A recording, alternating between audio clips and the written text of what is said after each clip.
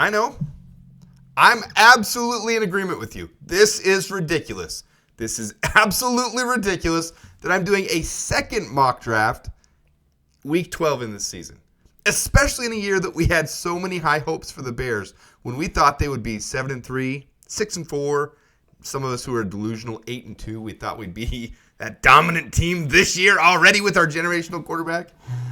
It's ridiculous that I'm doing this right now. But I did say after every loss from here on out, I will do a mock draft. I said that 2 weeks ago. I did a mock draft. Now I'm doing a mock draft now. Just bear with it, guys. This one took forever. So those of you who are the late night crowd, who like a late night release, you're getting a late night release. I'm going to release it this tonight because I have so many other things that I want to share with you guys. But this is another way too early Chicago Bears mock draft. And I'm going to focus on trying to hit players that I didn't hit in the last one for the purpose of letting you guys see some guys that I'm watching as we go through the rest of this college football season. That's the whole purpose of this. Then you can see some guys that I've got my eyes on because there are some good options for the Bears. And we do have some good draft capital in this upcoming draft. All right, with that, we're not going to switch things up too much. We're actually going to go by the exact draft order as things stand right now. I'm using Pro Football Reference for that. I'm going to use the picks where we would line up if it was today. So our own is the 14th overall. We have 2 second-rounders, Panthers in our own, a third, a fifth, 6th for Justin Fields, 7th for Khalil Herbert, and the 7th for the pick swap with Chris Williams is who that one was for. So pick swap there. I'm going to go over the same signings. I'm going to change it up just a little bit this time. I know some fans aren't going to be a big fan of this one, but I'm going to try to keep the wide receiver room as a unit that is cohesing. They're not yet, but I feel like that will help Caleb. So that's the point of this one. Keenan Allen is going to sign a value contract, though. He's going to sign 2 year, $30 million because he has had a huge down year. He's getting older. We're going to have Coleman Shelton. I know a lot of you guys didn't agree with me. I think you're starting to come around now and see that he is a staple for us, and he can help bring a young center in, whether that's Ricky Stromberg or whether we draft one, which we need to do. We're going to keep Jack Sanborn. We're going to match his restricted free agent offer. We're going to keep Bill Murray, Matt Pryor. DeAndre Carter as a return option is really solid to keep him some stability we haven't had. Josh Blackwell and Jalen Jones, so not too different than last time. And with that, we're going to still cut or trade away Tremaine Edmonds. We're going to trade him for a third rounder just like last time. We're going to sign Trey Smith. I'm not trying to focus on this too much, but those are big moves I'd love us to do. And we're going to sign Garrett Bowles again. That along with the wide receivers. This time I'm leaving us about $20-25 million in cap space when all is said and done. So there's still more room to do, but this gives us some flexibility. And I'm going to focus on the draft on this one. So we've got 14, 40, 46, 78. Now we have 89 because we traded Tremaine Edmonds to the Chargers.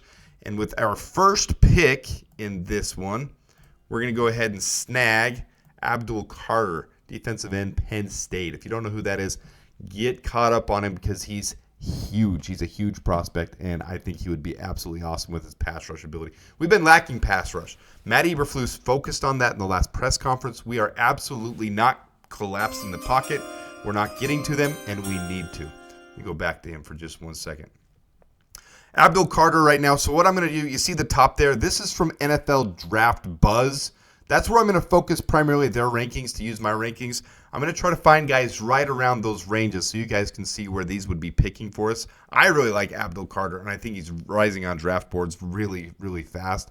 His only weakness is a little bit of his tackling, but I think that's improved this year as well. I think he'll be a top 15 pick for sure. But that top part there where it says 17, that's NFL Draft Bears where they have him ranked right now.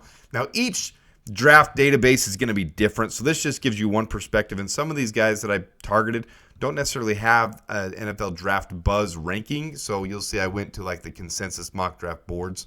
But I've got, and then at the bottom, let me just point out here. So on all these, they're going to be similar. This is where the pick is for us. This is the player. These are from NFL Draft Buzz. These are his rankings, his measurables. So he's 6'3", 259, 4.48 40.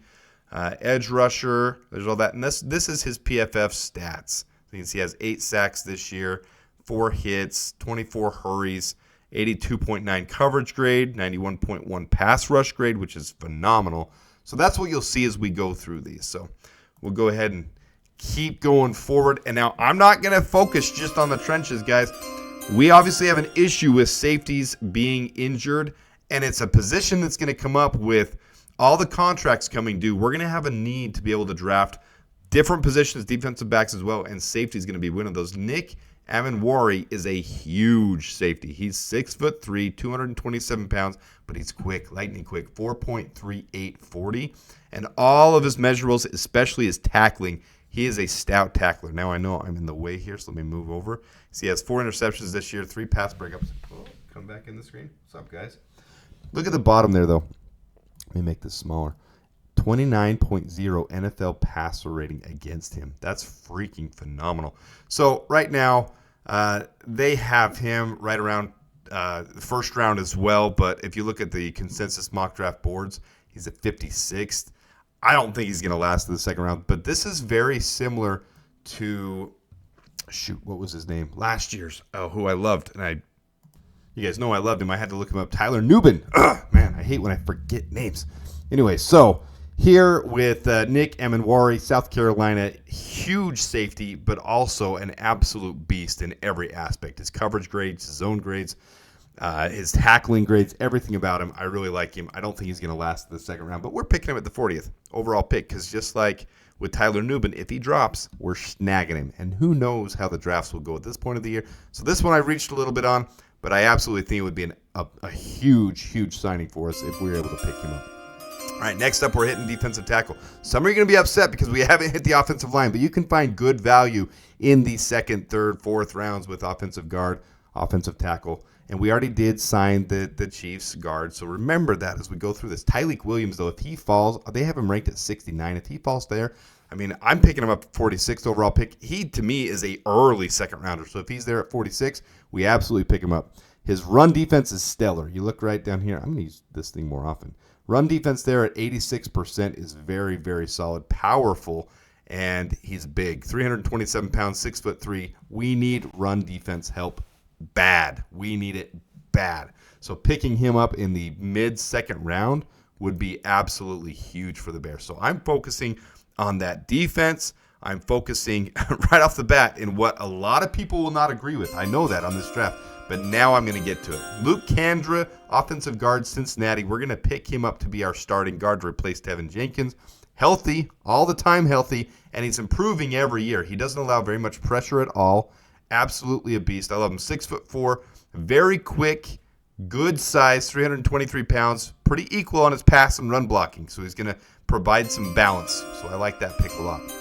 Now, since we traded Tremaine Edmonds away, we're going to go out and get one of the best linebackers in this class, and that's Chris Paul Jr. He's the linebacker out of Ole Miss. He transferred there from Arkansas last year. Look at all the blues across the top of his grades here this year. Let me show you guys this. Look at this. Coverage grade is the best coverage grade of any linebacker, and that's what Tremaine Edmonds is lacking this year. Terrible coverage by Tremaine Edmonds. It's been absolute terrible. 90.4 coverage grade. Let's see here. His one forced fumble. I didn't put the interceptions on here. I think he had one interception. I'm not positive on that one. Don't hold me to it. But his missed tackles, look at this. His tackle grade is so freaking high, 85.4. So he's an all-around solid linebacker, and I think he would be a great replacement to bring in. That and Jack Sanborn can get some more reps as well. I'm all in favor of there being competition there, but I think Tremaine Edmonds is absolutely expendable on this team at this point.